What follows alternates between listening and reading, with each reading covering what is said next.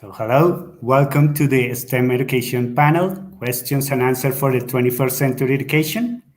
I'm Jorge Riveros, leader of the Bilingualism Plan for the Public Schools in Bogotá. We are part of the Directorate of Sciences, Technologies, and Educational Media of the Secretary of Education. This panel is brought to you in a partnership with Fulbright Colombia and the North Carolina State University. While other people are connecting and while you say other people that gather and connect to this panel, we are going to watch a short video that is going to tell you how the Bogotá is now territory STEM and what are the consequences right now for the educational sector. Thank you.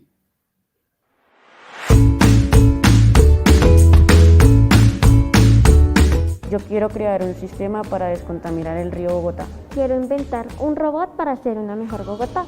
Yo sueño con crear un colegio virtual para los niños de Bogotá. Yo sueño con descubrir una estrella y ponerle pastilla. La Bogotá del siglo XXI es un territorio de oportunidades y una ciudad que se construye para el desarrollo humano sostenible, la equidad y la innovación. El 60% de los niños y niñas que hoy asisten a la escuela primaria ocuparán empleos que aún no existen. El 75% de los empleos del futuro estarán relacionados con la ciencia, la tecnología, la ingeniería y las matemáticas. Mis compañeros y yo trabajaremos en cosas que aún no existen. Somos la generación de la revolución.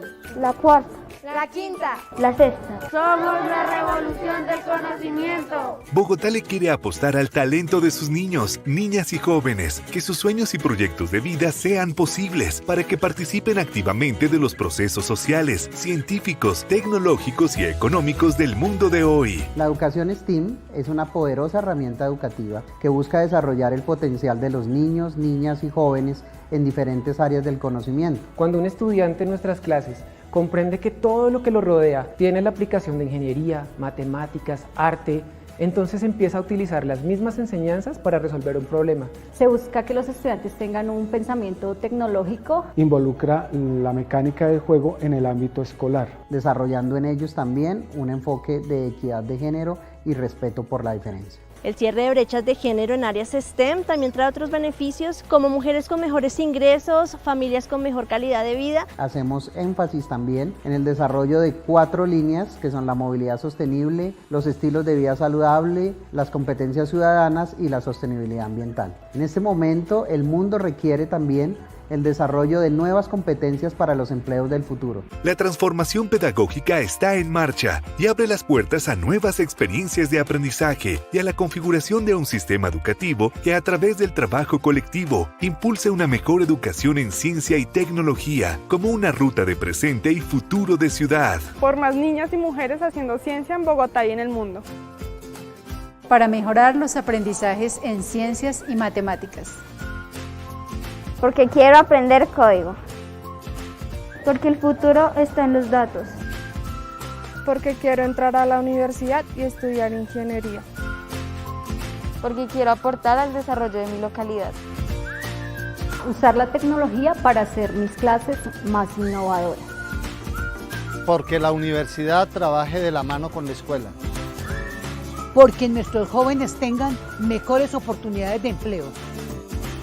Por museos, laboratorios, por empresas de puertas abiertas. Bogotá se declara territorio STEM, una capital para el talento y las escuelas como escenarios de innovación.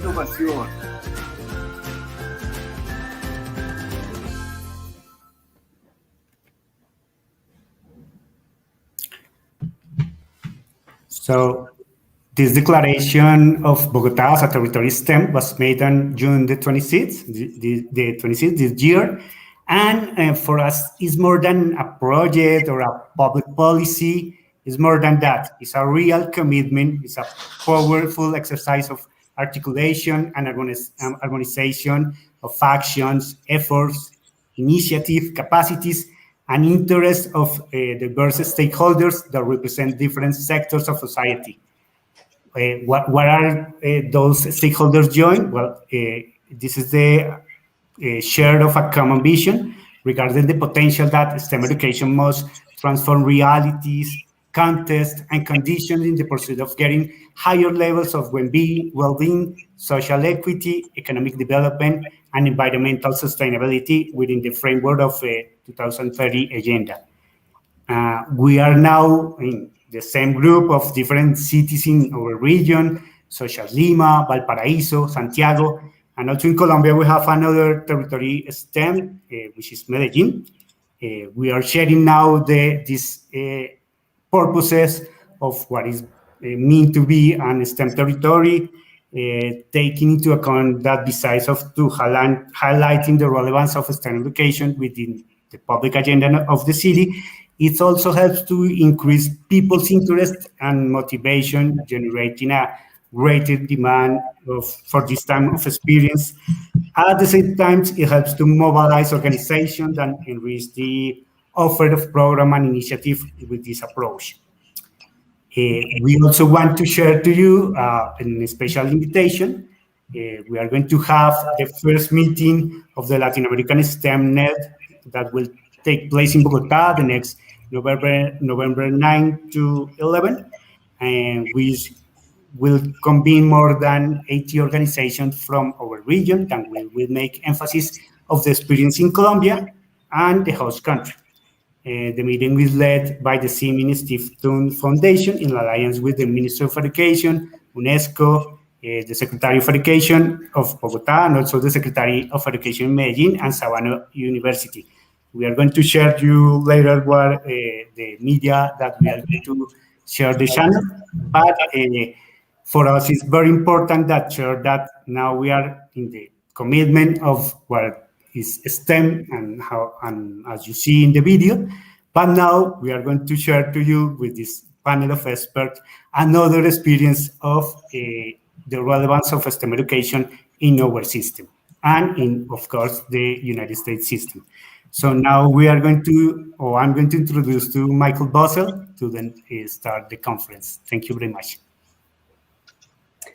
Thank you, Director Jorge Riveros, and thank you for the support that we find in you and the Secretary of Education.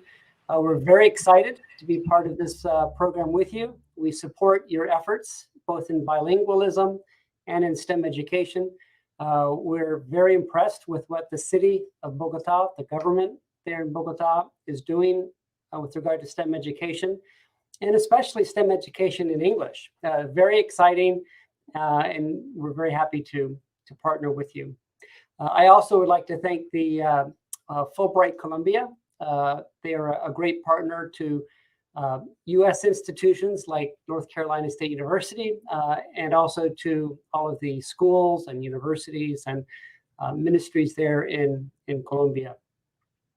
So thank you for inviting us to work with you to provide this panel.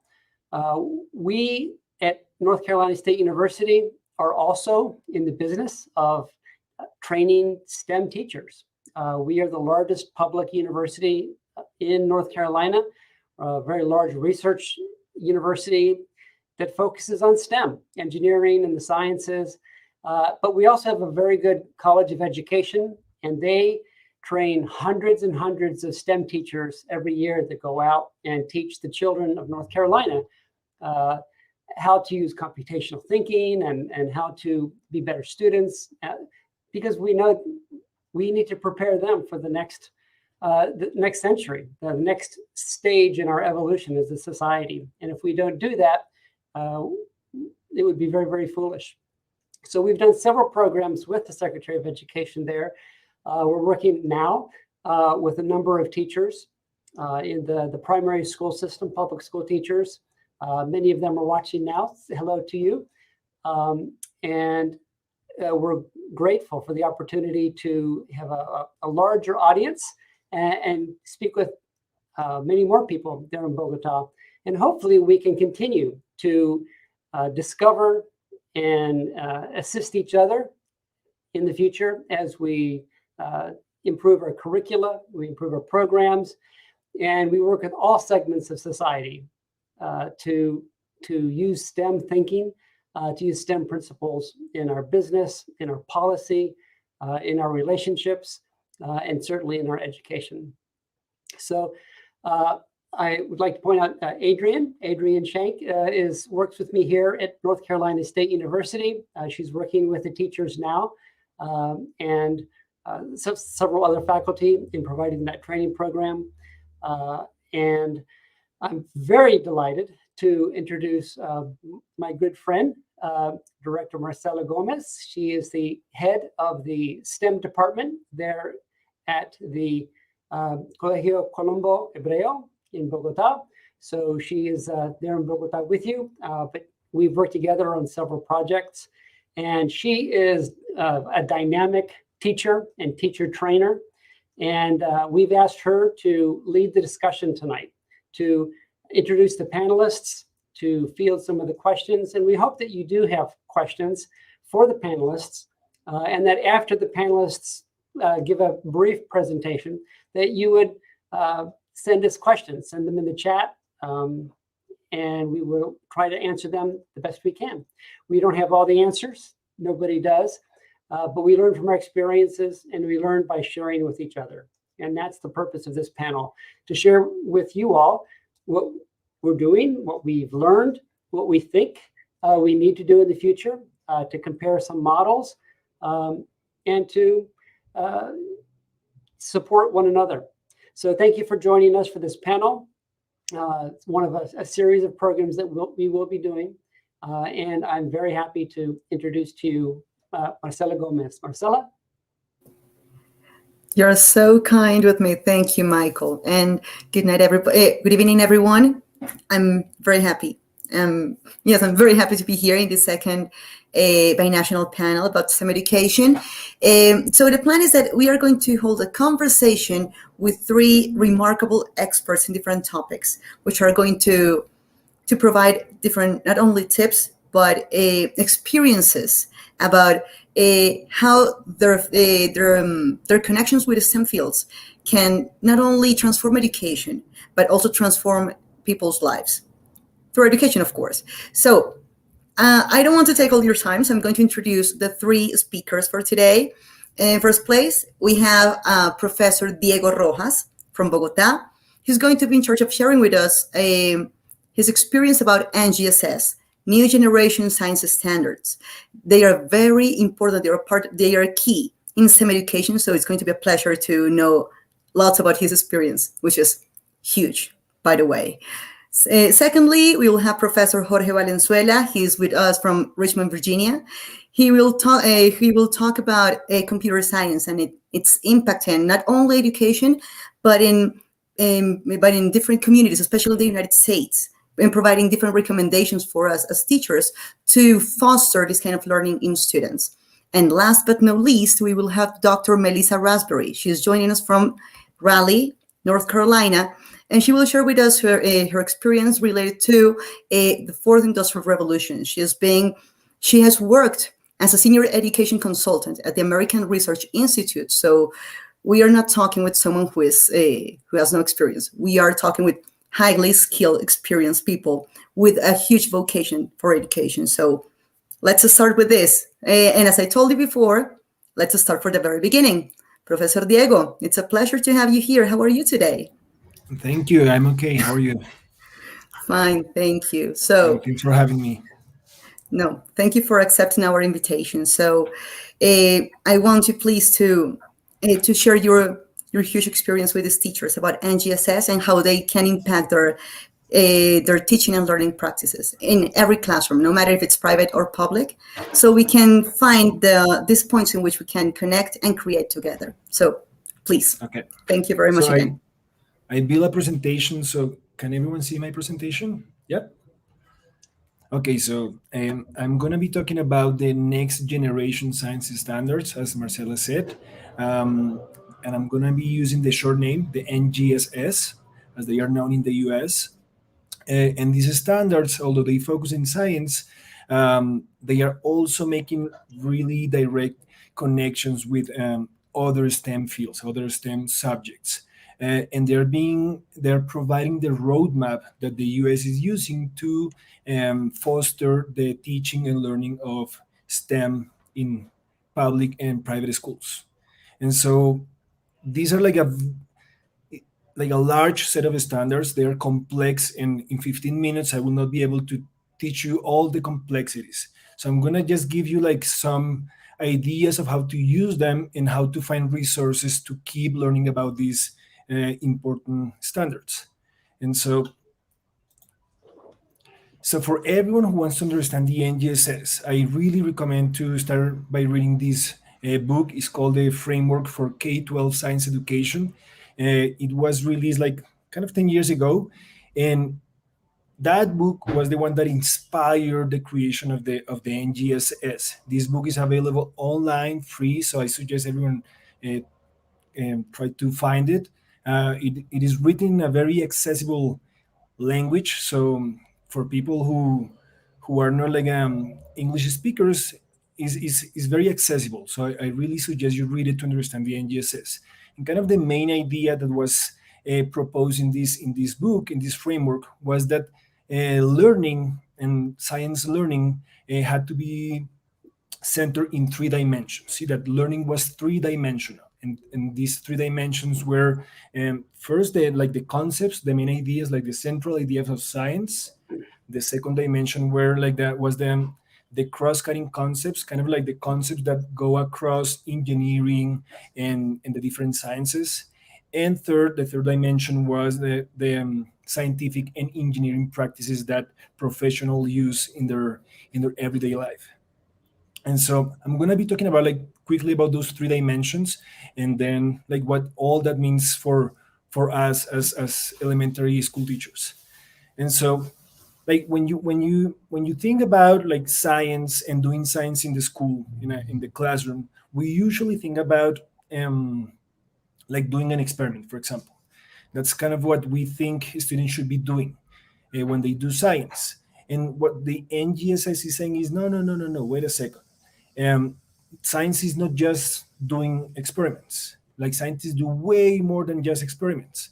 Doing experiments is just one little part of doing science. So scientists, they conduct different practices. They ask questions, they develop and use models, they plan investigations, they carry those investigations out, they analyze data, etc. Okay, and what the NGSS is saying is that the practices that scientists and engineers use in their professions are the same practices that are going to use our students to learn science. So like if we go to a classroom, we should be looking at the students using these practices at every moment, okay? Not just doing experiments once in a while with the teacher. So that's kind of like the first shift that the NGSS is proposing. Like, let's focus on these different practices. Let's be more specific about what doing science means. Second, the second dimension, the cross-cutting concepts, is asking us to help our students use like these special glasses. I like to use this metaphor. The cross-cutting concepts are like the glasses that teachers use in their, that scientists use like to look at the world, to investigate, to explore, to understand what they see. So they look at patterns, they look at the mechanism behind the cause and effect of a particular phenomenon. They look at like how energy and matter flow within a system. And we want students to be looking at those things when they explore and when they learn science in the classroom.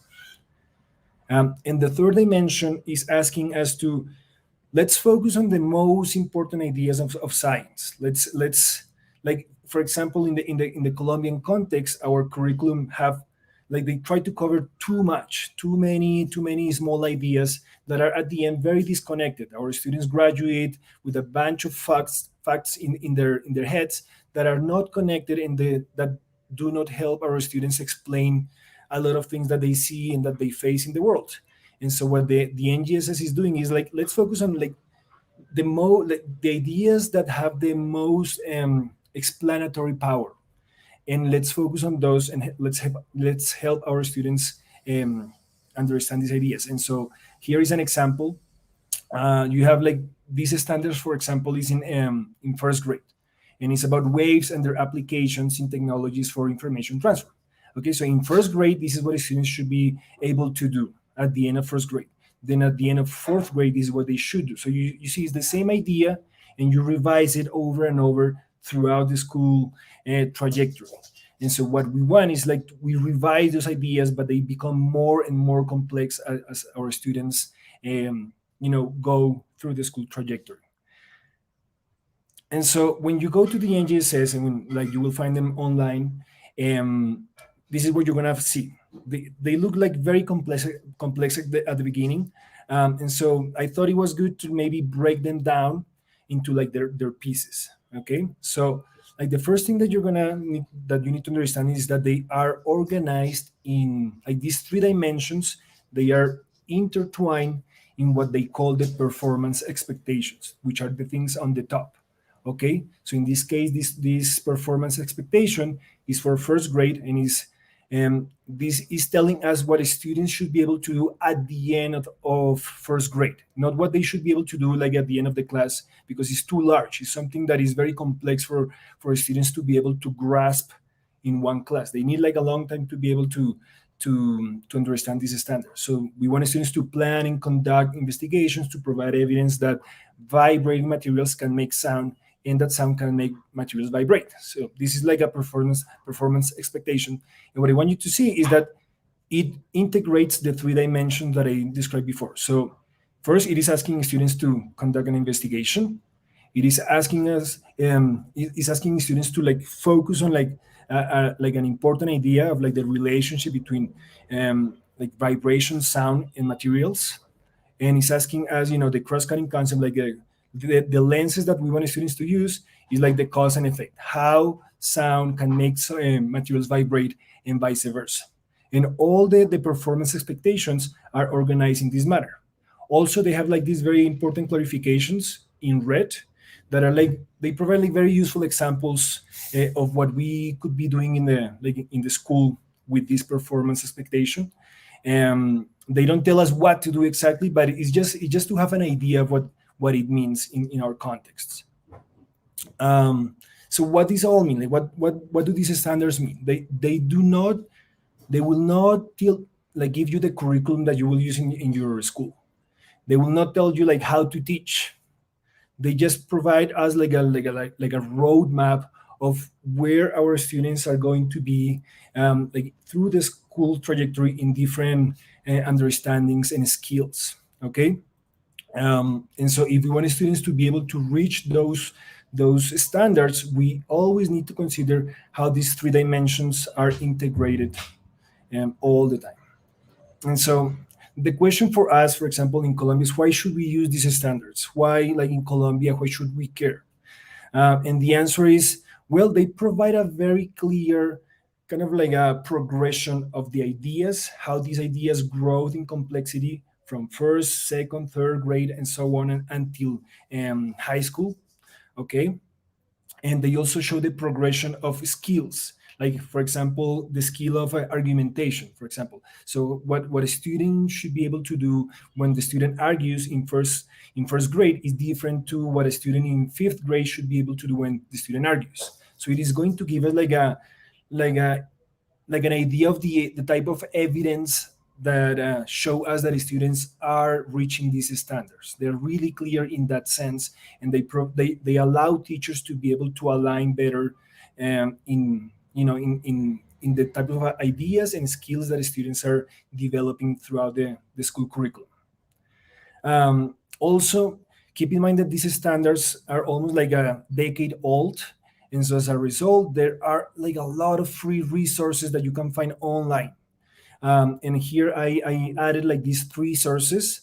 When I share this, I think this presentation is going to be shared. So when you click those images, you're going to find the resources that are connected to these websites. And these are fantastic resources with videos, handouts, things that the students can use in the classroom, and all of them for free. So it's also like a very good way to have an idea of how to change how we teach and what we teach in the classroom. And how can you use these standards?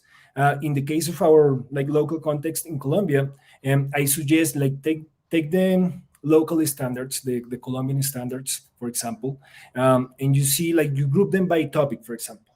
Let's imagine you pick the ecology related standards that students need to learn in 1st grade. So you take those Colombian standards, then you try to see how those standards are aligned, like which performance expectations from the NGSS are aligned with the Colombian standards. So you see how the performance expectations can cover the standards that you want to teach, and then you kind of find all the performance expectations that are connected to the standards you want to teach, and you group them.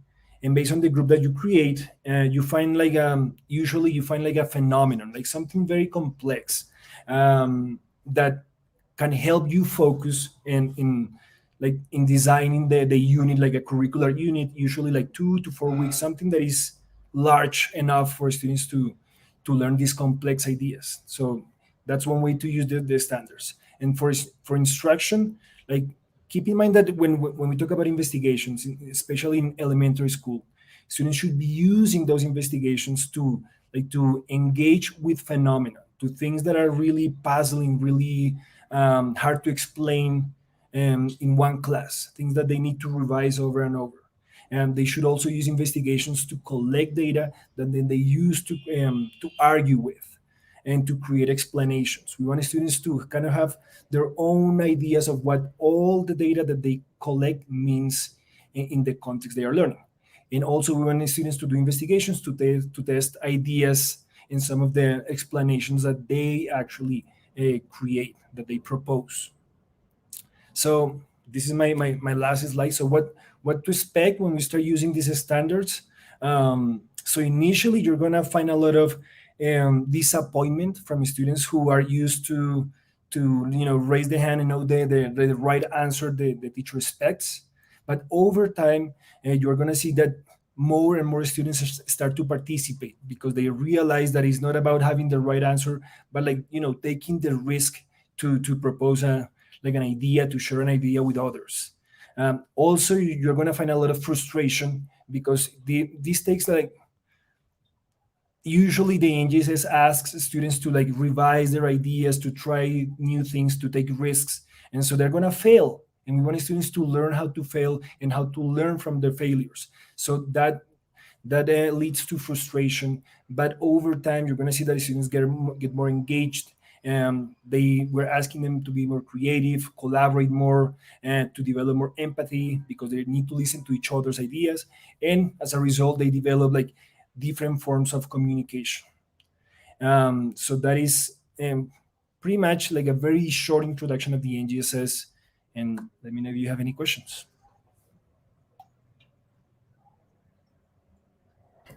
Well, I'm just trying here to collect some notes about your presentation. They are not finished yet, but hope they are showing the most relevant highlights about your intervention. So they are going to be available for the attendees, the participants of this panel. Of course, at the end, I'm going to check them out with you, just in case I'm missing something important. So, okay. Hold on, I'm going to switch my camera so we can talk. Prior to showing the questions from the audience, I want to ask you. You're showing a sequence to organize that you propose to organize the curriculum, and there you're saying yes, you need first to group the standards prior to design the unit, the learning experience. And thank you very much for letting teachers know that this is going to be frustrating at the very beginning.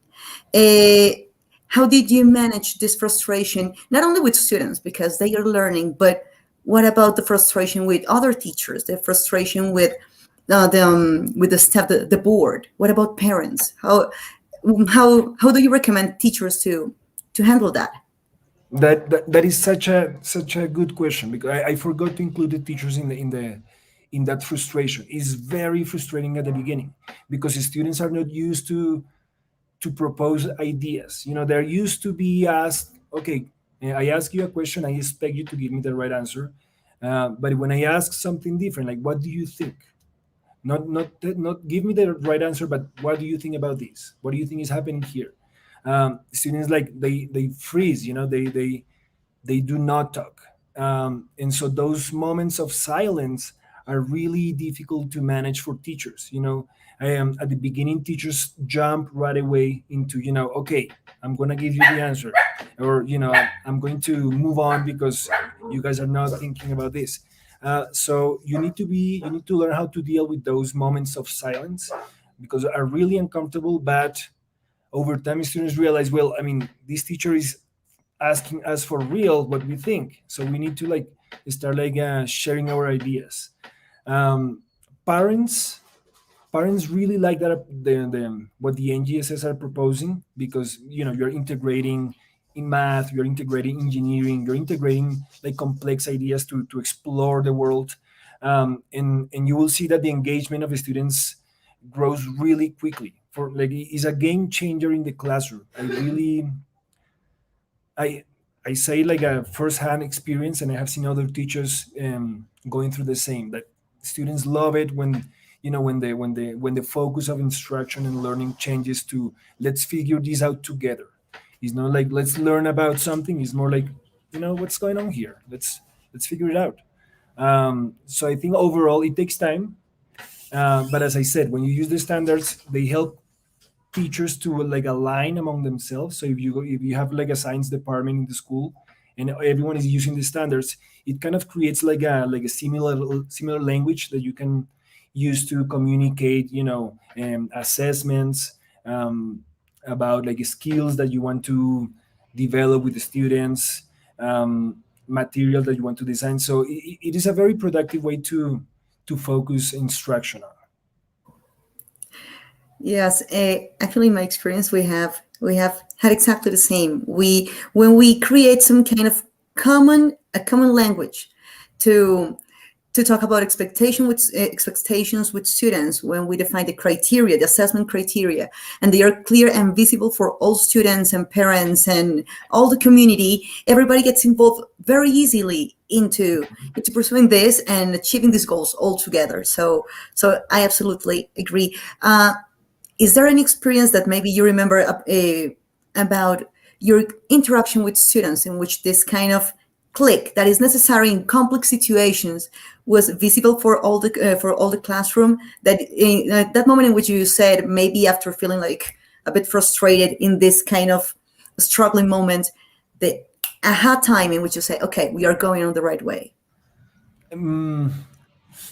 It's tough to come up with a good example, but one that comes to mind is I was trying to teach circuits, electricity, and I was I started with a simple challenge, which is okay, so you have the light bulb and you have these two wires and you have the battery, and so using all those materials, make the light bulb light on. And so that's very easy to do for most students. I'm talking 7th graders. But then you try to then develop a model of, okay, so how is electricity flowing in this system? Where is it going? Where is it entering into the light bulb and so forth? Okay, so if everyone understands it, let's create now a circuit, but only with one wire, not two, but only one. And so all the students stop. They were I don't know how, and it took us 2 classes to figure that out. And I thought, I'm wasting my time. I think, it's not going to work. And the students were really frustrated. But then I think a couple of girls, they were the first ones to come up with a solution to that, or one of the solutions actually. And they start yelling of an emotion, we got it. And I think that was for everyone, oh, wait. So it is possible. It's not he's tricking us into doing something impossible. And then we started, they found out that there were multiple ways to do it. And for me, that was the aha moment of, you see, when the thing that you want students to answer has multiple answers, it makes the learning experience much richer, the conversations much entertaining, much more fun, because gets debatable, and that's, I think, what I appreciate the most. Okay, so my last question: what would be your first, because there are plenty of them, but your first recommendation for a teacher who's hesitating about the first step, just to start? What would you recommend to this teacher? My First recommendation. Go to YouTube. YouTube has a lot of videos about like teachers using the materials, classroom examples of teachers, leading the conversations, asking the like different types of questions to students. So I feel that when you get to see other teachers teach the NGSS, it changes like the fear. It kind of reduces the fear and the anxiety that sometimes you feel as an educator, because it's hard. It's very difficult. So I would say go to YouTube and try to find type NGSS elementary classroom, and you're gonna find examples that are very productive to learn from. Okay, Diego, thank you very much for this intervention. Hope it's going to be as insightful as it has been for me. So thank you very much. We will check your notes prior to wrap everything up, okay? Thank you. No, thank you for accepting the invitation. So the next person here to chat with us, to hold this nice conversation, is going to be Professor Jorge Valenzuela from Richmond, Virginia. A coach, author, and advocate for education. He is the lead coach for Lifelong Learning Defined. Jorge, how are you? Hi, hola, mucho gusto desde los Estados Unidos. I'm going to share my screen if that's okay. Of course. I wasn't going to do a presentation, but Dr. Diego made me feel like maybe I need to me up a little bit.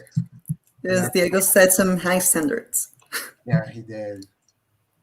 So, can everybody see my screen? It's perfect. Go ahead.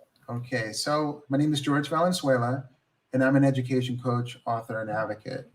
And so I have 18 years of experience as both a classroom and online teacher and a district administrator, and now as an education coach, author, and advocate, like I just said. And I teach at Old Dominion University in Virginia online, and I'm also the lead coach at Lifelong Learning Defined. And in my work, I coach thousands of educators all over the world, including my own students, in the following topics. And so I'm going to leave that up for a moment. I'm not going to read it to you, but you can definitely see this on the playback. And so I'm a published researcher in the Journal of Computer Science Integration, and I'm also the author of several books and guides in computer science, social emotional learning, and in my upcoming book through the International Society for Technology Education is environmental science and project-based learning. And so what I'm going to do for everyone is I am going to put a free chapter on sustainability from the book. It's based on the standards from the NGSS for SEL, the CASEL 5, but also the Common Core. And so I just dropped that into the chat. There's a sustainability project that's already mapped out, already done. It's got the learning goals, the assessment, the scaffolding. It's got the lab, everything that you'll need. And you can adapt it and make it your own. And that'll be out through ISTE. The ebook is already out, but the paperback will be out later this month. And so I'm going to skip that. I'm going to skip all of those things.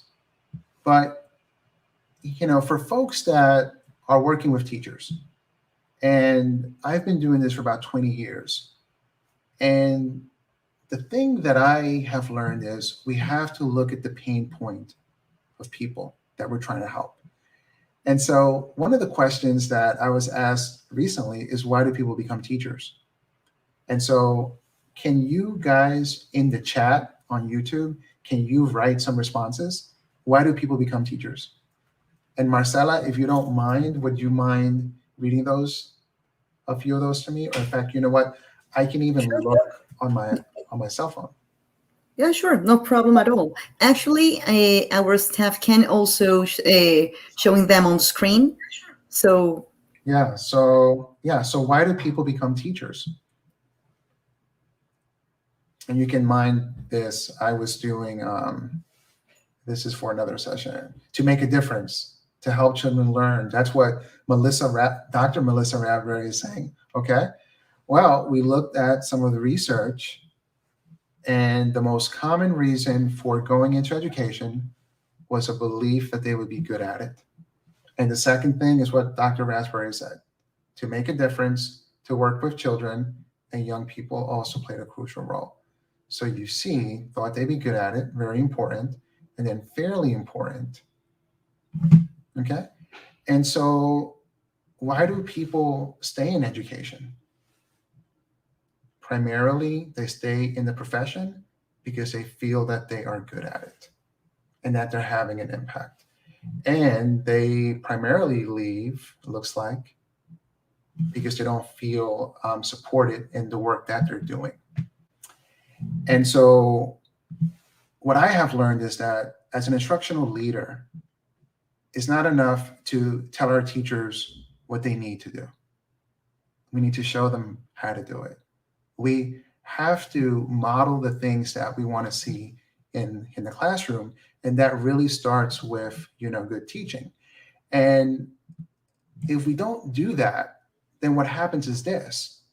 If someone is in a profession because they feel that they are going to be good at it, anytime a new initiative comes or a problem comes that threatens their self-efficacy, then that really causes an emotional problem and distress.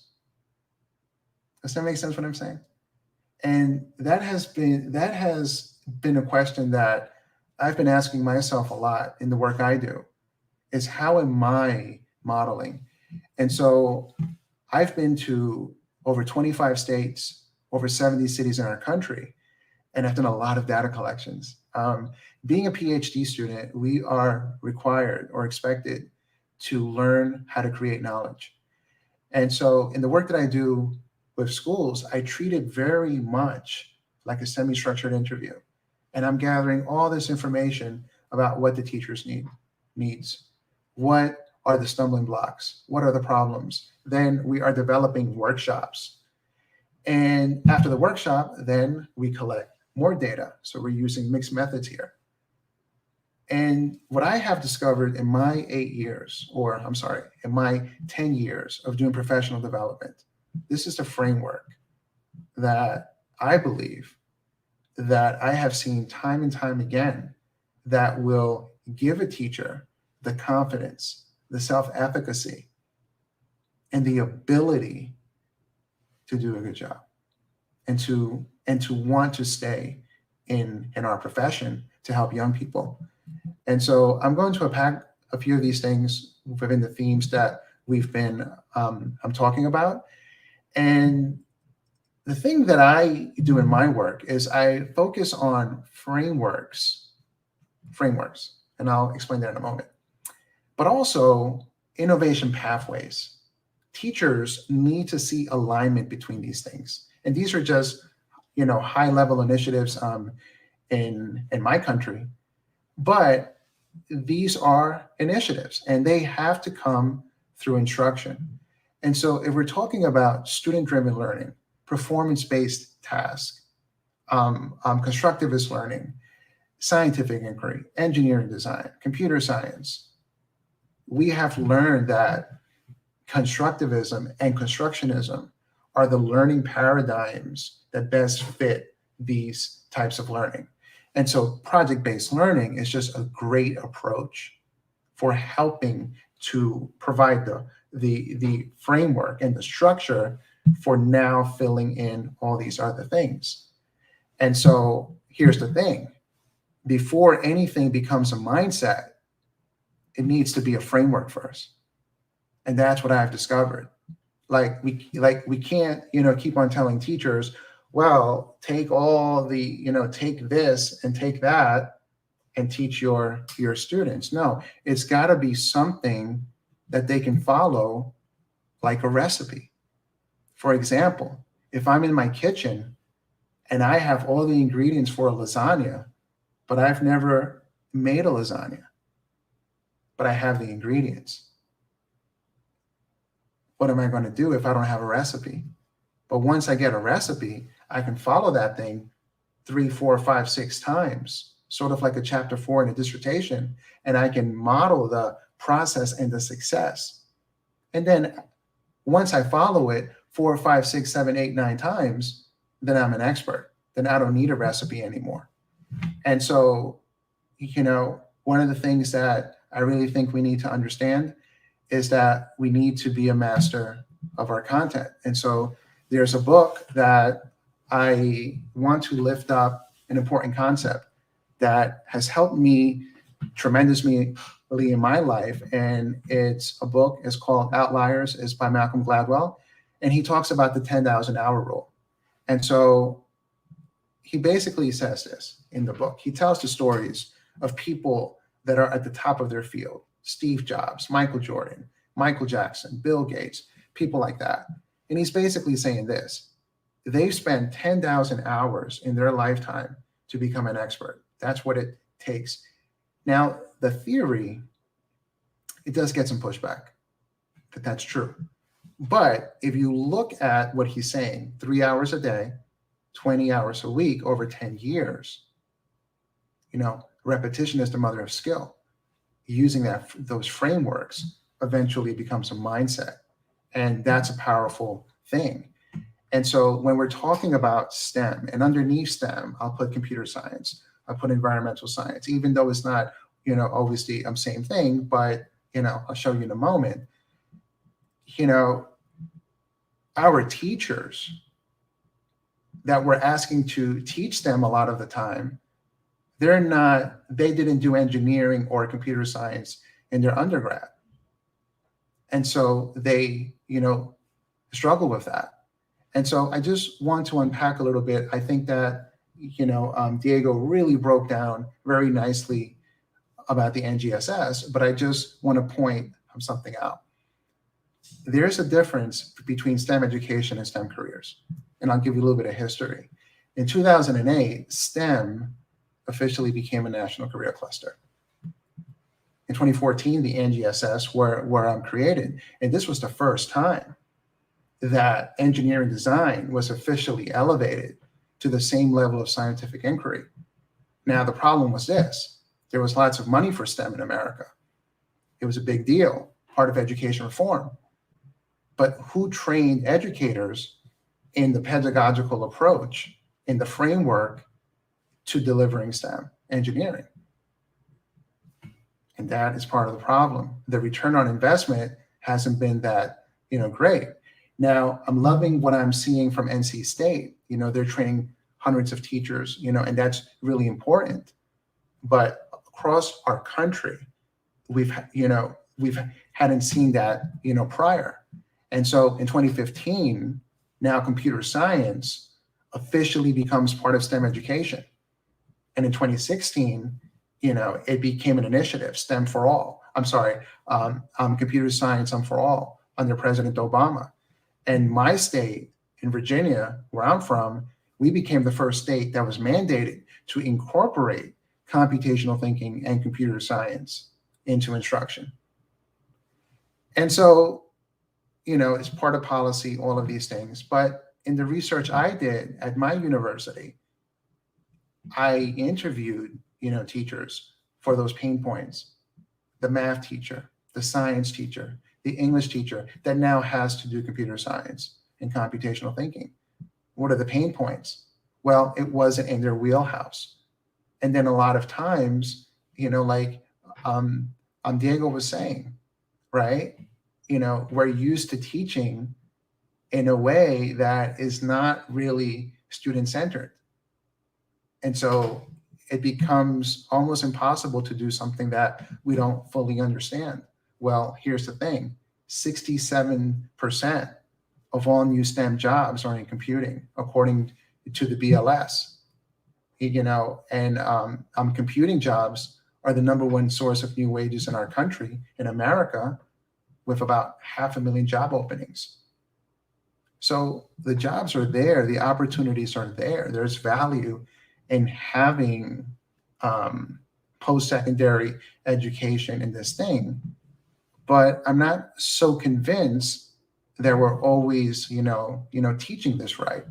And so there are organizations, I will, uplift and, give big, kudos to NC State, but there's other organizations like Code.org, CS for All, Spiro, ISTE, CS, TA. These are organizations that you can find that have curriculum, that have, videos, webinars, things like that. And I'm going to leave this up just so that you can go back and play the video later. But our teachers need examples. They need tangible examples. So I'm going to drop a video in the chat of what I believe is a great model to show a teacher that has never taught STEM or is just learning what a STEM student looks like and what are the skills and attributes that that learner needs to exhibit. Yeah, I will share all of my information with my website, and all my publications and the research are on there, and you can download it. Okay, and so that's an example. Our teachers need modeling. And so here is something that I do with educators. After we watch a video like this, then we look at the skill sets that are needed to be a computational thinker, to be a programmer, in order to do engineering. And so, after you watch this, video, I want you to, look at those things, unpack. What are the skills and what are, what's the knowledge? Now, for computer science, we have a computer science K through 12 framework. Is built on core concepts and core practices. And so, the links and all these things are here. When you play this back, you can easily find it online. But what I will say is this: in order to bring computer science to life, you need a framework. And in education, the most widely used thinking framework is Bloom's taxonomy.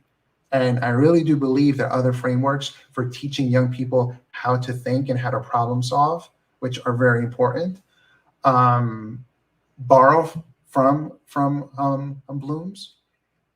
But what I'll say is this: use the thinking framework that is relevant to your content area. If we are doing coding and programming, then it would be computational thinking. Now, it is a cross-curricular skill. It can be correlated to other subject areas. That's true. But primarily is thinking like the computer, solving problems like a computer. And it really involves a framework like this: decomposition, abstraction, pattern recognition, and algorithm design. And so here is decomposition, where you're basically taking one big problem and you're, teaching young people in a way that they understand first how to break it down into a simpler thing. Pattern recognition is being able to map similarities and differences in decomposed problems, which is an important skill to have. And then abstraction is being able to abstract entities and then create your own synthesis to make a new entity. And then there's algorithm design, is being able to make an algorithm or the steps of doing something or a procedure. Someone that is coding and programming is going to need skills like that. So I'm going to give you a video on that as well. And I'm going to give you a chapter from my book. It's on it's in the context of robotics, but the rigor level for K through 16, computer science, STEM and engineering, and computational thinking is laid out in this book. And I'm going to provide you a free chapter right now with computational thinking lessons that are unplugged, just so you can get your young people thinking logically and thinking like a computer. That's a very important thing. And I want to wrap this up soon, I promise. Yeah, and so once they are computational thinking enabled, then they can, create apps or software using another framework like this. And this is the software development cycle. And so, typically what I see in schools is that we're teaching young people how to code and program through tutorials. It's not very helpful. I mean, in the beginning maybe, but you don't want to keep them there. You see, there are core coding concepts that are relevant to any coding language. And these are them: inputs, outputs, loops, functions, variables, and logic. And so that's like another framework in itself. And so it typically, here's programming in four, there are, big steps, but this is how to simplify it into a simple framework. You identify the problem, you find a solution, then you code, and then you test and you debug. And so typically when we're using a tutorial, whoever created it, they identify the problem in their own solution. And the kids are jumping in right there. Not very helpful. So if we teach them how to identify their own problems or define them, and then find the solution, writing the algorithms, using computational thinking, then coding, it's not that hard after that. And so when we do it this way, and we help them to learn the bigger skill sets that are part of being a data scientist, or eventually computer scientist, then we're really preparing them for a good future. I'm going to skip all of this. And so these are articles that I've written for Edutopia and for other things. And I'm going to drop my website into the chat. It has all my publications, it has my articles and things like that.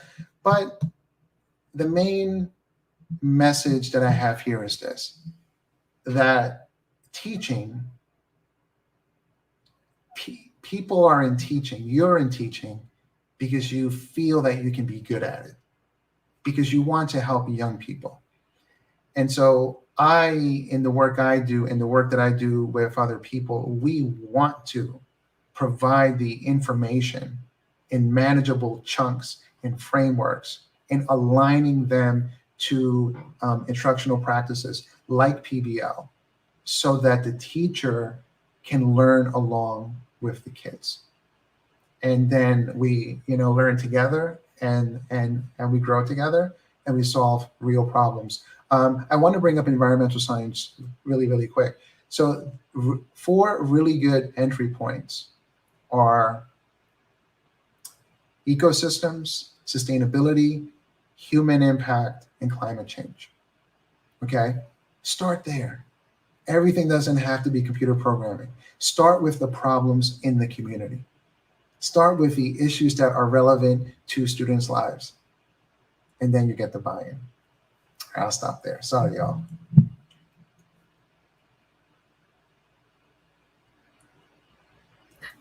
Now, my microphone is working.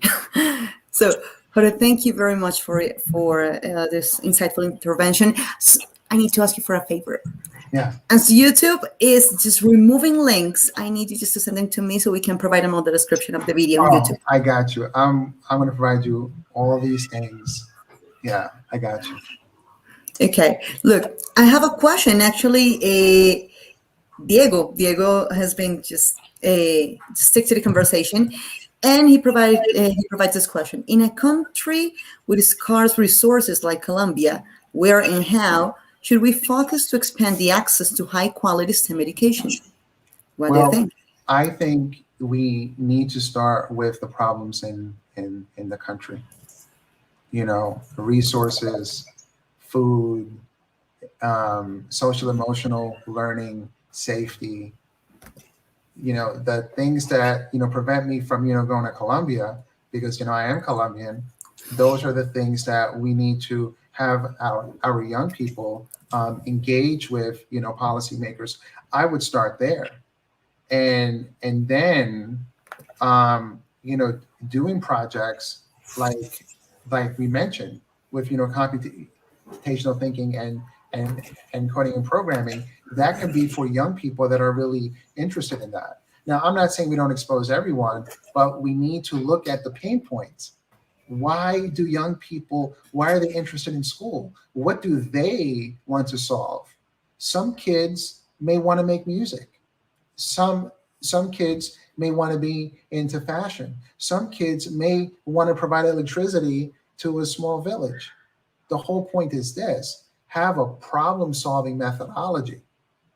You know, it doesn't always have to be engineering design or, you know, computational thinking. It could be design thinking, where you are trying to solve a problem for someone and you're using qualitative research to find out the pain points, making empathy maps to see how they think, how they feel, what they wonder, what they think, and design from there. So I'd say for a teacher in Colombia who doesn't have the resources, yes, look for grants, look for opportunities, but speak with the students and find out what matters to them, and then use inquiry and research and PBL and start with those problems right there.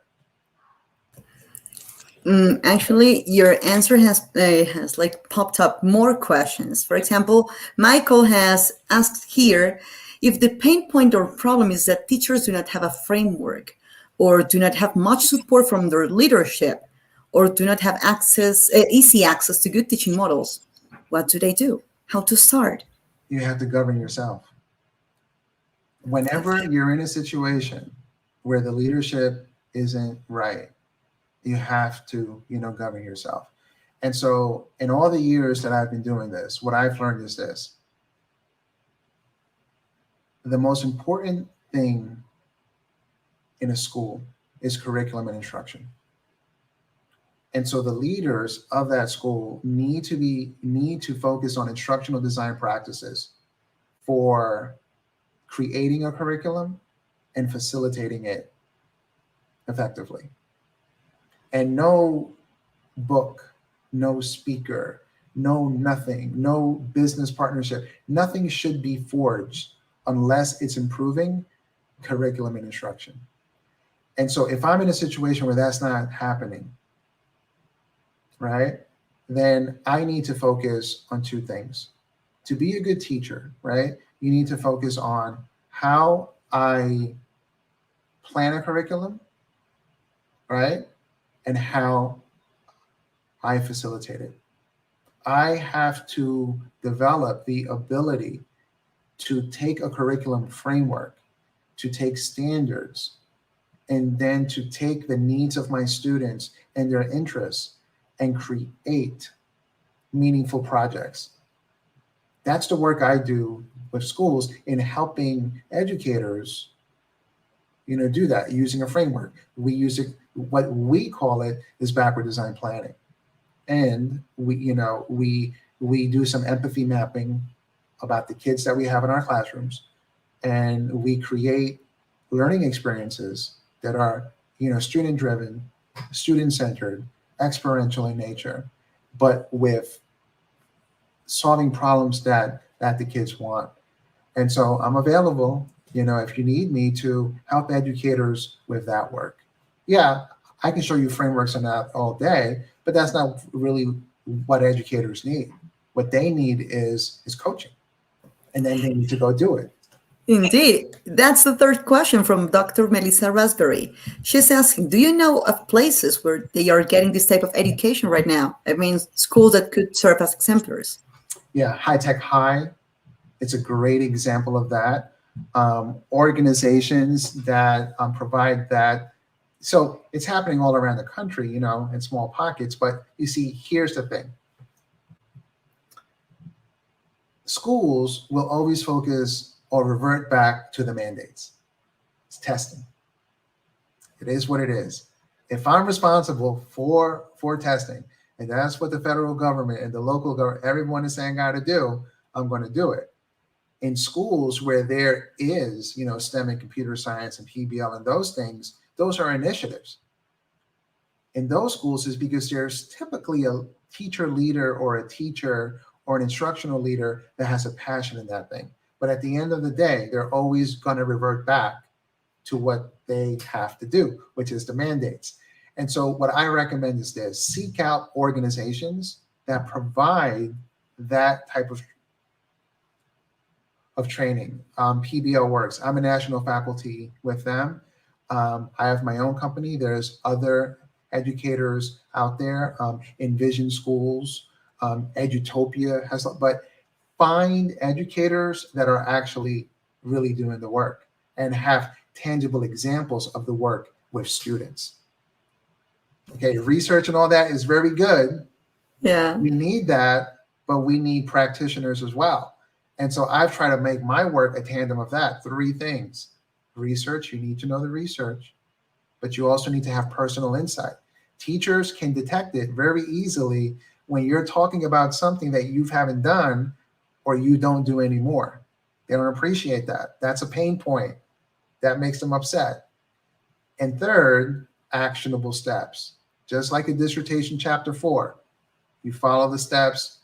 The same thing has to be in the workshops. And so I like High Tech High, Expeditionary Learning, or EL education. These are examples of wall-to-wall PBL schools. In Virginia, we are working on Valen, which is an innovation pathways project, and schools are really focusing on the parts of innovation that they want to do and they want to uplift into their instruction in tandem with all the mandates and things they have to do. So I'd say this: I put in, think of the 10,000 hour rule. I put in 10, 15, 20 hours extra each week, which is why you hear me speaking like this, because it's part of me now, right? Start right where you are. Start with 30, 40 minutes a day, planning and facilitating. And like Lao Tzu said, when the student is ready, the master is going to appear. The universe is going to work for you and help you and bring you the people that you need and the resources. I was thinking about when you were speaking, the words from a colleague of mine came to my mind. He said one time ago, yes, I really want to change everything. I want my students to learn about science and technology in a way that they put their hands on stuff, that they can analyze situation and record information and so on and so forth. But my school is very poor. I don't have resources to do it. And I know that I have been learning and training myself, but I don't know how to start with this. I mean, it's a very poor school where families, they only are like expecting kids to go there, learn the basics, and then go back home. They are not thinking about like pushing their kids forward for them to be the leaders and the transformers for their reality. So when you have this kind of mindset in the community, how to start? You need a framework. What if parents don't want the framework? What to do? How to start regardless this inertia from parents or even the board? How to start? Well, if your pain point is how do I help my students, then I have to start with what they need first. Is it possible that they don't need STEM first? Is it possible that they need relationships first? They need empathy first? They need hygiene first? You start with the basics first. You start there. Invite the parents. Have conversations. Find out what their pain points are. Are they working 14, 15 hours a day? I was a kid that was raised in front of the TV because my mom was too busy. So Mr. Rogers was my first teacher. I grew up in poverty, Queens, New York. But here I am today, speaking to all of you. I don't fit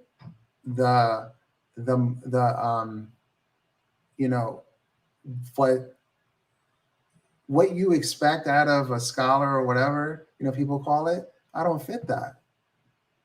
My demographic, or where I'm from, that doesn't always happen for us. But that's the thing, though. Somebody, as teachers, helped me with my reading, writing, and math. My mom, I don't think that she, graduated high school. She couldn't help me with my schoolwork. But the ladies that were teaching in my elementary school in Queens, New York, in a very high poverty, high crime area, they helped me become academically inclined. And when I got older, those, lessons and advice, I took those with me. And then eventually I met other people that were able to help me. No person ever succeeds on their own. It's a collaborative effort of people helping, but you have to start right where you are. And, it's an unfortunate situation. As we've talked about this in the past, and we've tried to get, you some resources and how difficult all of that is. But I think before we can form learning partnerships, we have to form real relationships. And a relationship starts with empathy. There are people that love each other, but don't have empathy. Empathy is not the same thing as sympathy. Sympathy is to feel sorry for someone, to feel bad about their circumstance. And there's a place for that. Empathy is to take the perspective of another person, to understand where he or she is coming from, so I can be more culturally sensitive, competent, and then proficient. Okay, Jorge, thank you very much for this conversation. Hope you have enjoyed it as well. And well, any I don't know, last comment for the teachers? Any recommendation for them? No, I just want to thank you. It's getting late in Virginia. I just want to thank you for, listening and being here. Teaching and learning is the most important thing in my life, after my family, and I would imagine it's yours as well. I'm going to provide Marcella, all the links, all the resources, everything that I was talking about. And, I'm going to put into the chat my handle, and this handle is for Instagram, Twitter, TikTok, Snapchat, whatever it is. And feel free to, stay in contact. Sure. Thank you very much, Jorge.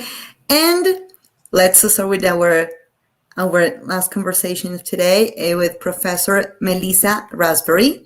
Professor Raspberry is the Director of Professional Learning and Collaborative Leadership. She's also an educational professional noted for her visionary leadership and strategic communication skills, which she has honed through 22 years of experience in public schools classrooms and nonprofit educational organizations. And as I told you before, she's not a rookie here. So, Professor Raspberry, what a pleasure to have you here. How are you? I am well, thank you, and so appreciate this opportunity to be here tonight with everyone. I also have some slides to share and have those. Just want to double check to make sure everyone can see them. Yeah, sure. No problem at all. Wonderful. Thank you so much, Marcella, and thank you for the wonderful information that's been shared leading up to this conversation, because this provided a great introduction. When I was talking with Michael, he said to me, Melissa, I'd love for you to talk about the fourth industrial revolution, or 4IR. And I will be honest, I was initially a little intimidated by that because I wasn't sure where to start. But I decided that I'd go back to my ways of when I was a third grade teacher, which is where and how I started my profession. And I decided to begin the presentation by asking you a question, a discussion starter. So here we have it. And I would love for some of my colleagues that are able to unmute to come off mute, if you could, and share, what was it that when you were a little child, what did you want to be when you grew up? I'd love to hear or see some things in the chat, and also hear from some of my colleagues that are online and able to share orally. Does anyone like to give us an idea of what you wanted to be when you grew up? Here I have a comment from Michael. He said, I just knew I was going to become an architect. Okay, Michael. Yep. I had a few things when I was little. So I first wanted to be a cashier. I wanted to work at a grocery store and take things by the cool little, down the aisle and ring up the cash register. Also had some time I wanted to be an artist because I just loved coloring and drawing pictures. And then I actually said I wanted to be a third grade teacher. Go figure. I made that happen. And George says too, he wanted to be a baseball player and a rapper. I love it. I love a firewoman. Okay. Love to see what others are saying in the comments about a singer, a dancer. This is wonderful. Well, the reason why I asked this question and start us off with thinking about this is because when we think about the fourth industrial revolution, we truly are thinking about a time in which we can't even predict what the jobs of the future will look like. So our kids of today that are growing up in this fourth industrial revolution, they may have some of these same dreams, but by the time they have a chance to actually grow up and go to school and learn, the jobs of the future may look very different than what they look like today. So let's take a moment to think about what these industrial revolutions are. If you're like me, it's been some time since I've studied anything like this. So I just wanted to give a moment to kind of rehash when we're talking about the industrial revolutions. The first wave, or the first industrial revolution, was focused in around the use of water and steam, being able to help power machinery using water or steam to be able to produce things in mass production in ways that weren't possible before when they were simply doing things by hand. We moved from water and steam to electricity, and that provided us even greater power for what we were able to do with goods and services and things that we were able to produce. Then the third industrial revolution was dealing with information technology. So that's the advent of the internet and being able to be connected by computers. So when we think about the fourth industrial revolution, the time that we're in right now, what does that look like? What is that based upon? Well, I want to spend a little bit of time talking about those characteristics. And here they are on the screen. So a key characteristic of the fourth industrial revolution is that things are nonlinear.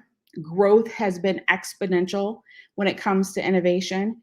And so things that once were kind of slowly progressing, making minor updates and improvements, things are massively changing. So if we think about going from the printing press to, a desktop printer, to now even thinking about we have 3D printing.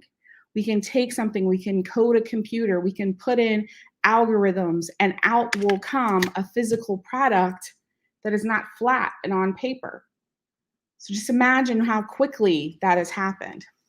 The fourth industrial revolution is also characterized by its disruption on all industries. The example that I'm using here is particularly thinking about the delivery of goods. Remember the time when we had to, and many of you may still be in this situation, depending upon where you live, you had to physically go out and seek what you were finding in stores, hope that it was in it was in stock, and then have the money to buy it. Or if not, if it wasn't in stock and it wasn't available, it would have to be produced, and you would have to wait some time until you were able to get that. Now, simply by a click of a few buttons, I can go on my phone here, I can go to Amazon, I can look for about anything that I want on Amazon, and depending on my location, in some cases, I can get it in a few hours or even a few days. Anything from toilet paper to a bottle of wine to new furniture for the home. You literally can have all of that just by the click of the button. And in that, it's not just about how you can access it, but the disruption to industry has also been about this supply chain operations. The ways in which Amazon has taken things and been able to expedite how quickly things come to you. There's a lot of things that go behind that in terms of where they locate their warehouses, how they connect the trucks that bring the products to you. It's totally revolutionized the way that the supply chain and logistics work. When we think about the massive increase in computing power, I just mentioned before, smartphones. A lot of folks have these in our pockets. We may have multiple smartphones, and we are able, with just a touch of the button, to get access to information that used to, again, require us to drive somewhere and get access. And in many cases, particular libraries or research laboratories may not have that. And so with this, we are now able to get all of this information and have access to this at just a touch of a finger. And it's allowed us to be able to create super large data sets, to be able to think about ways that people are together and just connect and connect both ideas and people in ways that had not been possible before. And then let's think a little bit about artificial intelligence. We have things now, and I could have never imagined, other than on cartoons, like self-driving cars, that are ways that they are able to, again, use it. I'm not a computer scientist or an engineer at heart, but the ways that they were able to program things so that they can self-drive with no one there to go from one place to another, and to be able to use artificial intelligence to make the decisions that used to be that require a human to do. The fourth industrial revolution is also focused upon automation over human labor. I use the example of Uber and Lyft. Yes, still there are humans who are driving us from one place to another, but it used to require us to call someone or raise our hand and lift, if we were in person to wave down a driver. Now again, touch of the button, we're able to find it. And by the use of GPS, they connect us with the closest available driver. And without speaking to anyone, we're able to get connected and get to where we need to go. And then also there's this emphasis on intellectual and physical capital. There's lots of ways where we can think about this here, but the key point on this one, and I use just the example of cryptocurrency, it was the people starting to think about that, the people who were on the cutting edge, who had access to be able to invest, to understand and learn what it is in ways that are leaving other folks behind.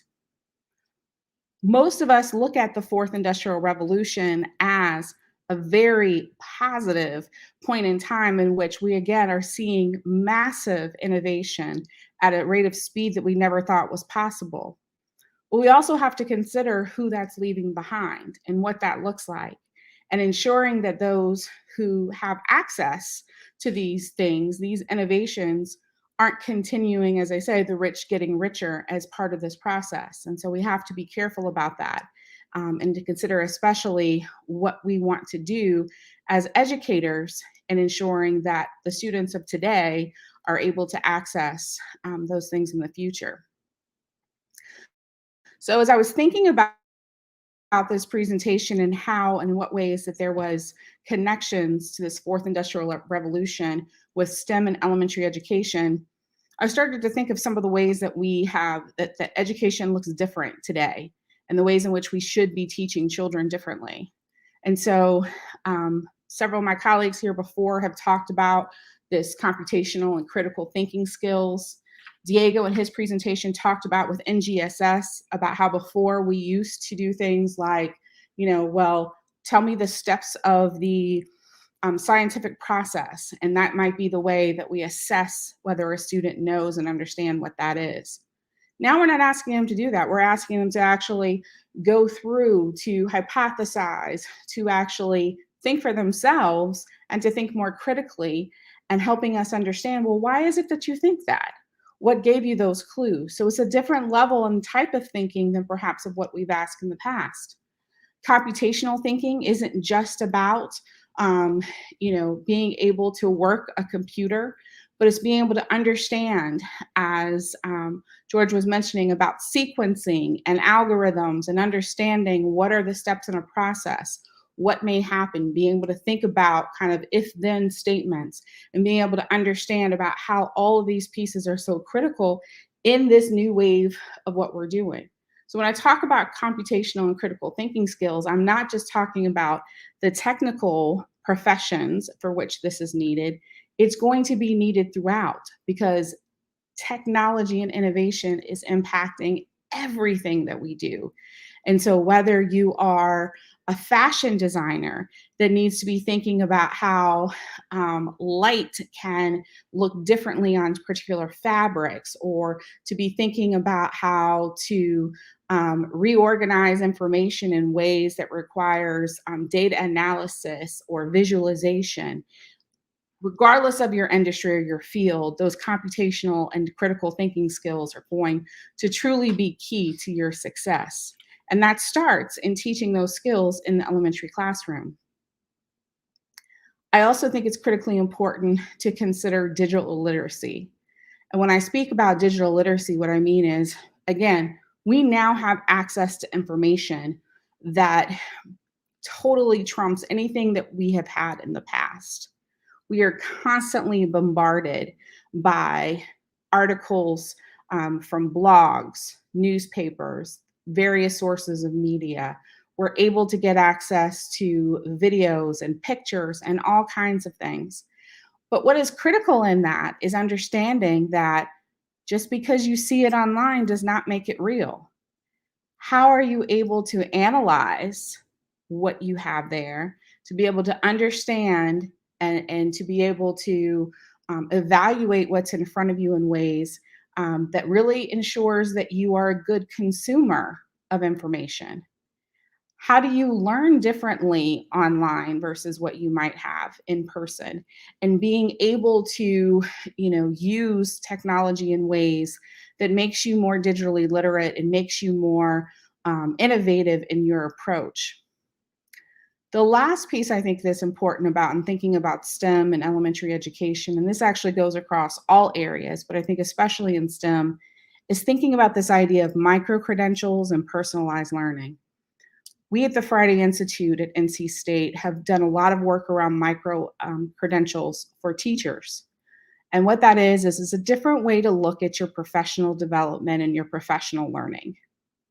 In the past, teachers have had professional learning by coming to a workshop, sitting for a certain amount of time, and then at the end, based on the amount of time that you spent there, you would receive a certificate for your participation. You were never asked what you learned. You were never asked to show how you apply that in your classroom. You simply got credit for showing up. And most of the time, all teachers attended and participated in the very same professional development. Micro-credentials and personalized learning for both teachers and students changes how we look at education and the professional or personalized learning process. So instead of it being one size fits all and everybody gets the same thing, how can we look at the individual student or teacher, we're talking about professional learning, consider what their needs and interests are, and then provide them with learning opportunities based on those interests and needs. And then how can we take those and chunk it in smaller pieces or bite size, the micro part, that then allows you to demonstrate what you've learned. And again, this goes back to the use of those computational and critical thinking skills, being able to apply it, not just be able to repeat everything, but actually take it and apply it. So in the case of a student, that might be the project-based learning that George talked about. In the case of a teacher, it might be actually doing some things in the classroom and then reflecting on how that worked. But again, as we're thinking about all this and what it looks like and what the impact is, this fourth industrial revolution, we are living in a time where things are moving at a faster rate than ever before. And with that also includes what things, the sorts of professions that our students are going to enter into. And so if we want them to be prepared, we have to think about doing school differently. Because it can't be what it's always been, because our future looks very different than what we've ever seen. So last, I too just want to say thank you for the opportunity. I'm happy to take on some questions and kind of talk through things a little bit more. But it's just been a great opportunity to hear from others and also to learn from you all about this. So Marcella, I'll turn things back to you. Thank you very much. And I was just trying to take notes about everything because everything was so important to consider. Because yes, your warm up was great. When I was a child, I didn't expect that we can talk about digital jobs, for example. Nowadays, we have remote teaching, remote learning, remote working, and now we can connect with people around the world. Look at you, you are in Raleigh, I'm in Bogota, and we are having a conversation in real time, and say, because but for the internet delay and so on and so forth. So if this is happening to us, part of the 20th century, the ones who were born and raised in the 20th century, how is everything going to change in the coming years? And we try to imagine so, but our ideas are not very original, to be honest. We are not very original. Have you held? I imagine that you have held this reflection with your students. What kind of reactions have you found so far? Oh yeah, so certainly have. I'm not currently teaching, but in the times past, I'm working with adult learners and with students that I work with through mentoring. A lot of the things are sometimes funny, like, oh, we're going to have flying cars or things like that are just more about kind of cartoon like things of the future. But it does make you consider and think about, there's a lot that we never thought would be possible now. Like think about Siri or Alexa, where you literally can say something out loud and there is a response to you in the questions that you ask. And so I think there still is, for both adults and for kids, but there's sometimes a lot that we don't let our imaginations run wild, which is why I loved, George talked about design thinking or project-based learning, taking out those typical structures where it is a very kind of lockstep instructions on what you're asking kids to do, give them a problem, and then let them have free reign to kind of see how they approach the problem. We need to cultivate those skills in our students. But a lot of times the reason why we can't do this is because as teachers, we've never had the chance ourselves. So we have to kind of let go of some of that too. And we have to think creatively and differently to ensure that, our own fears or uncertainty isn't holding us back or holding our kids back that we're working with. There was a question, something I was wondering about, and I've shared with Michael this question before. You mentioned that one of the most relevant highlights in terms of impacts of this fourth industrial revolution in STEM and elementary education was connected to personalized learning. Mm-hmm. And yes, we already know that it's very important because it's respecting the learning pace of everyone. But how to develop this kind of learning in a low resource environment? Have you had any experience about that, or any suggestion for these teachers in these environments? So a lot of it is the whole personalized learning kind of takes all the systems and sort of turns it on its head, right? Because we're used to having kids in groups learning together for a certain period of time. And then all the students, if you do what you're supposed to, move up to the next one, learn all the way together. And then it's just in this lockstep format, right? So many states and districts are working on what they call the profile of a graduate. That's what many of them are calling it.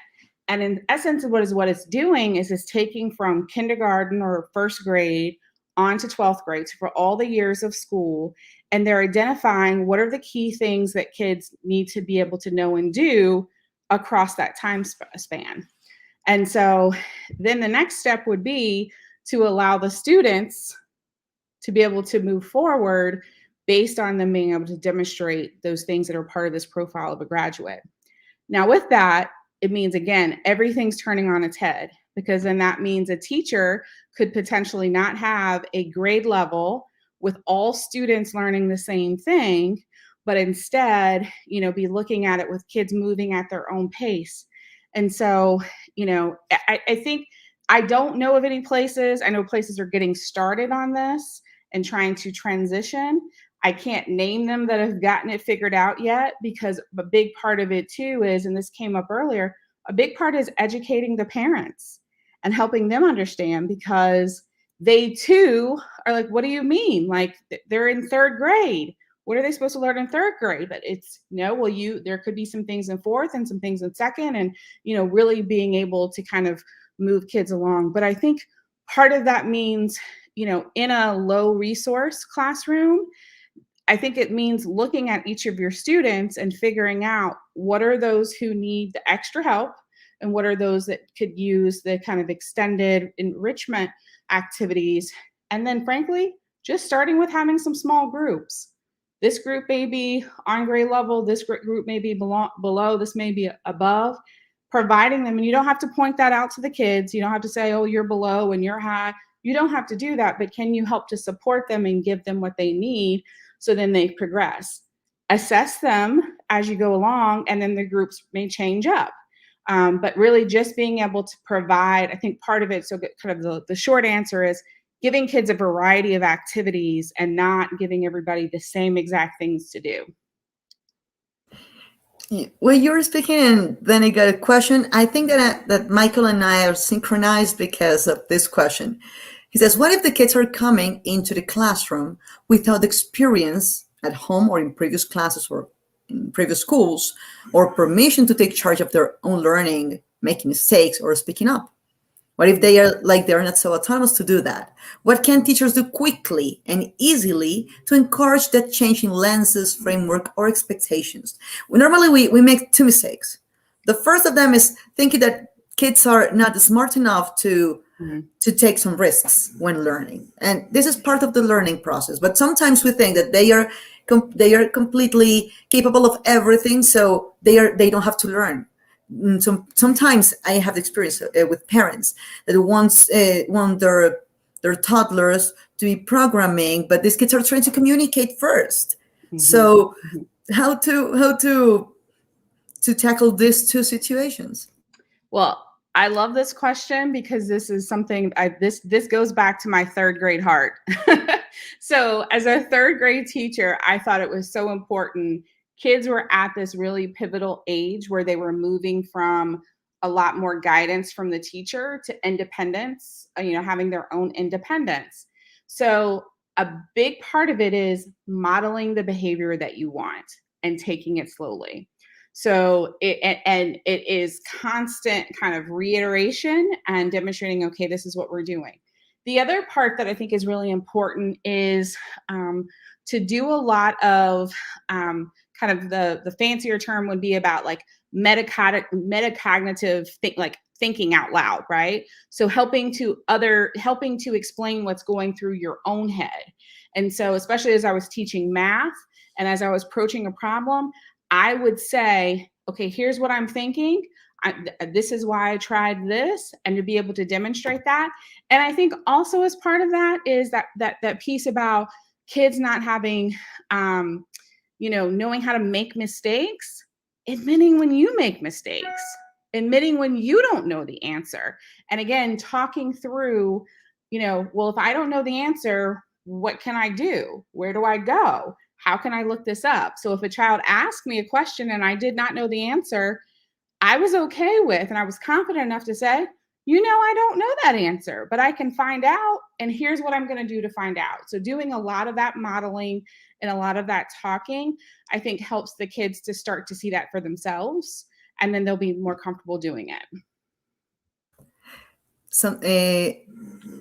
Something that I was thinking about when you mentioned modeling, because this is the key, honestly, especially when we're trying to change mindset step by step. When kids don't see us doing what we are asking them to do, there is a conflict. I mean, how are you telling me to do my research if you do not look for information anywhere? Or if you do not check your sources before? You are just sharing. You receive a video and you share it. You do not verify, and you're telling me to verify information. So that's important, and especially with parents as well, because parents are doing their job at home, but kids are with us most of the time. So I'm pretty sure they're going to take some habits from us rather than from parents. Absolutely. So when the kids and teenagers find their teachers like interacting with knowledge in a very healthy way, saying like, oh my God, I don't know how to do this, and I ask for help, and someone comes here and we work together, they're not going to feel so reluctant to ask for help later, because they don't want to fail in front of others, because they think they're going to be embarrassed in front of the people, and embarrassed by the teachers. Have you had an experience with parents, especially when they see that, for example, they want kids to behave this way, but you're trying to foster this kind of a growth mindset in your classroom? How have you handled that? Yeah, I think so one of the ideas that came to mind was how important it is to involve students themselves in like parent-teacher conferences and making them parent-teacher-student conferences, because we would usually call them parent-teacher conferences. You invite the parent in to talk with the teacher about how the student is doing, but why not include the student themselves and have them to be able to talk through, here is what I've done, here's what I've done well, here is what I didn't do well, but what I learned from it. Again, that's the opportunity to do some modeling. And also it's teaching the child how to advocate for themselves, how to speak up. And with that, it requires preparation. You would need to do some practice with the students. But I think taking that time, because the other piece of it is that having that self-reflection of, what am I proud of? What have I accomplished? And what do I, want to do and feel like is important, I think is also a great skill for us to have, especially, in this fourth industrial revolution, because there's with innovation, we all know there is a lot of trial and error, and that we have to be willing to make and do some risk. Okay. So, Professor Raspberry, thank you very much. It's been honestly, very, very inspiring, because when I hear you, I remember myself in the classroom, although I'm a secondary school teacher as well. But when you talked about your third grade experience, I remembered my years as a rookie teacher, and I said, I would love to know this at the very beginning of my teaching experience. So thank you very much for this. And I would love to have here, in addition, the rest of my partners. What about Michael? What about Professor Diego? Hi, Michael. Any comments about the panel of today? No, I'd like to thank both panelists that are with us. I've been taking notes. I've got a lot of notes on my paper, and I may have more questions now than I did before, so that's good. I'm learning and I'm struggling with the information. I did have a question for Professor Rojas, and that is, during a recent training workshop that we did with another group of teachers, we showed a little video clip of a teacher modeling with her classroom, being able to understand and articulate those performance objectives that you talked about in the NGSS. So this was a group of, I think, fourth graders, and she had them say out loud as a class what they were going to learn and why they were going to learn and what they were going to get out of it. So my question for you is, I think we all believe that the teachers should be able to articulate what the performance expectations are of a particular lesson. But how important do you think it is that the students themselves be able to articulate in advance of a lesson and after a lesson what the performance expectations are, or what is the skill, what is the learning objective, and at what age are they able to do that?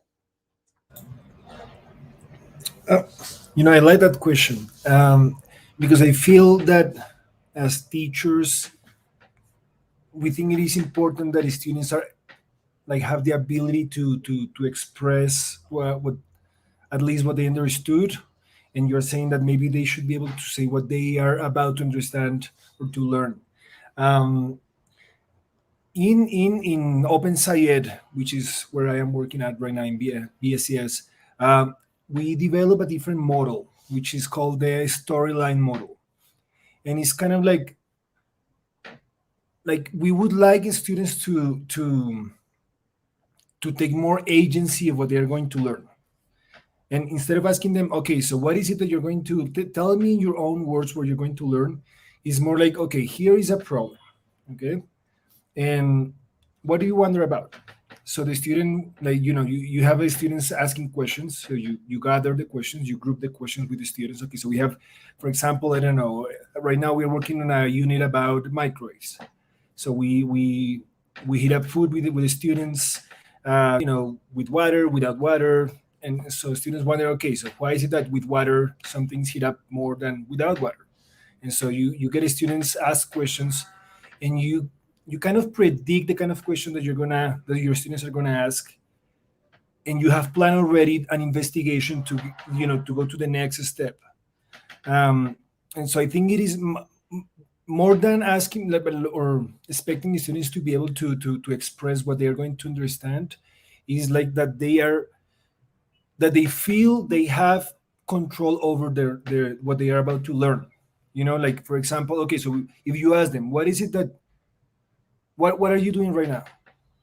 So if the student tells you, well, I'm doing this because my teacher just asked me to do this, then as a teacher, we are just failing, right? So you want the student to say, well, we're trying to figure out how, microwaves heat up different foods differently, so that they understand why they do the things they do.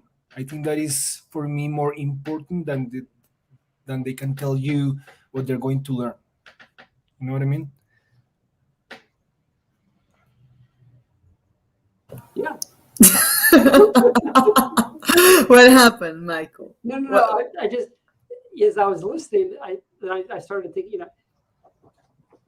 and then adding this to what Dr. Raspberry was saying, we're entering into the fourth industrial revolution. Well, there will be a fifth. We don't have the answers yet. We don't know. You're using you call the storyline or story model framework. There are a lot of different frameworks and a lot of different approaches, and I don't, what works in North Carolina, some of it will work in Colombia, some of it won't. People are the same, but people are different. Mm-hmm. And the cultures are different, the resources are different, and the expectations, the family backgrounds, the previous experiences. And I don't think we can do that personalized learning. I think it is the future. Absolutely. It's like personalized medicine, personalized health. But I think in spite of how terrible COVID has been around the world, and it showed the disparity, of the resourced cultures and those that don't have those cultures. We were very fortunate at NC State because we've been a STEM school for a long time. Our students were already taking classes online before COVID hit. So it was a much easier transition. We had the infrastructure. But more important than the technology and the infrastructure, we had the culture. Our faculty generally had experience teaching online. Our students had taken online courses. My daughter in college, she didn't like in-person classes. She took almost all of her classes online as an option, but not everybody has that option. But one of the things that COVID has done that I think is going to benefit us in the world of education is that we are going to use technology much more smartly and much more efficiently, much more universally. And I think it is the technology, but the culture, the teachers, the parents, the curriculum, the school administrators, they have to embrace that digital literacy that Dr. Raspberry was talking about. And I think that, when I've looked at the systems and the practices in other countries, whether it's Southeast Asia or Sub-Saharan Africa, like it or not, many people were not ready, but we're all using technology now. And that technology will enable us, I think, to do more personalized education and learning at home, in the classroom, even in low resource environments. So I'm excited to see what the next 20 years will bring, because, we will learn from you, and you will learn from what they're doing in China, and the Russians will learn what the Indians are doing. So I think workshops and panels and seminars like this is so important to understand and to appreciate, what you're learning. What are your pain points? What are your frameworks? Well, I like your framework better than ours. Ours isn't working. Let's try yours. And fortunately, well, easily for us, makes us lazy in North America, that since we're native English speakers, so much is done in English. So that's what's so impressive about what you're doing in Colombia. You're tying a lot of the STEM learning and, with English language learning and bilingualism. In 50 years, maybe we'll all be speaking Chinese. I don't know. But I think that you're on the right track, and you are way ahead of so many other countries, I think, in this approach. And it's such a good investment that you're making. So I have to applaud the Secretary of Education. No ministry does everything right. Not all the policies are good. But this is a great direction, and I think a great investment. So kudos to you, and thank you both for what you're doing, Dr. Raspberry in North Carolina, and Professor Rojas, and Marcella. Thank you. What you're doing, I mean, I see you pouring yourself into the teachers at your school, and you're investing in the teachers even more than the students. So, please continue modeling for them, what a good teacher is, and how you can draw out the students and get them excited to learn. This is, it's just so critically important. So that, continue doing your research, practicing, trying out different models, and let's keep working together and talking together. We will make progress together. So we have two questions, and I ended up not asking the question. I reached a little sermon instead. I apologize. I see the questions in the chat. Do you want me to give them a shot? Yeah. Marcella? Yes, we have a question. The first one, I think the first one is for you, Dr. Raspberry, from Yeltsin Davidson Gomez Ortiz. How can you work on social issues and raise social awareness in this class using STEM? That's a great question. And I think it kind of ties into that second question too. I think a lot of it has to do with student choice. Pose the question to the students, what is a social issue that you want to work on? Or what is something that you want to study? Maybe it's maybe there's a problem in the community that they want to make better, and then allow them to develop a plan of what they might be able to do to fix that. You can use the design thinking process to help them come up with something creative. So maybe the issue is there's a lot of litter outside on the school campus. There's just, there's trash and things like that. So maybe they're working on what are ways that we can think about, do we need to decrease the distance of the trash cans from the door in the bathroom? Or, do we need to think about, putting up signs that are different colors, or, maybe spacing them out? Or even thinking too about taking on some of the technological advances and thinking about what are the social impact? What does that look like? So when you're thinking about, I know there's been a lot of talk and a lot of concerns about something as simple as, in the bathroom where you can put your hand under the disposal and the soap comes out, or you put your hands on the sink and it comes on. But for some people of color, that doesn't work for them. So kind of, again, thinking about how some of these things, that these technological advances, and looking at what's the impact and what needs to be considered related to different STEM subjects. And now, next question, just to summarize with Diego's perspective about the situation. Professor Paola Gonzalez, she was part of our previous cohort. She was part of the previous course for elementary teacher, no, it was for secondary teachers, right? Secondary teachers. She's asking how to work with teachers to stimulate interest in STEM areas in girls. Many teachers are afraid of unfamiliar subjects, and others do not see girls as future engineers, or not only engineers, scientists, mathematicians. How to work with that? That's a beautiful question and a very relevant one. If we want to increase the number of people who go to STEM fields, we need to focus on, groups of students who have been, excluded from these fields. So, minorities of all types, and girls are not considered as part of the stereotype of the STEM fields. And so, how can you work with teachers to change that stereotype and to change the landscape? I think there are different ways. One is when you change the way you're teaching, when you open up the classroom for new ways of participation. Where like it's not just about give me the right answer, but like let's think together, let's figure this out together. Then you have more diverse students entering into the conversation, and that means bringing, like, inviting girls, inviting other students who are not usually part of that. Like the shy student usually starts talking.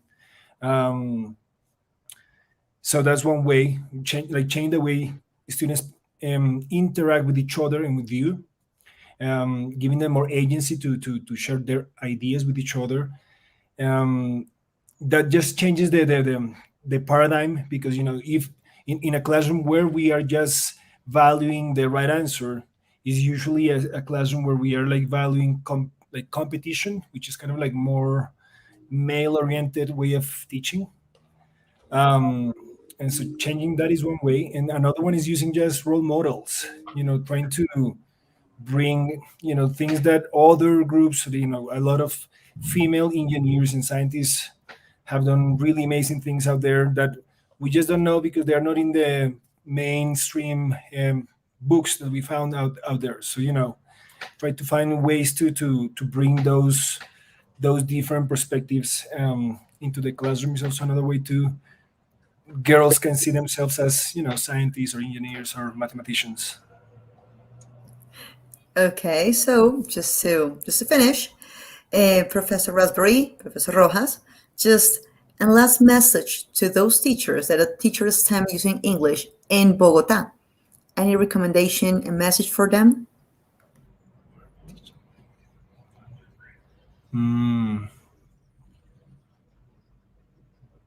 Oof.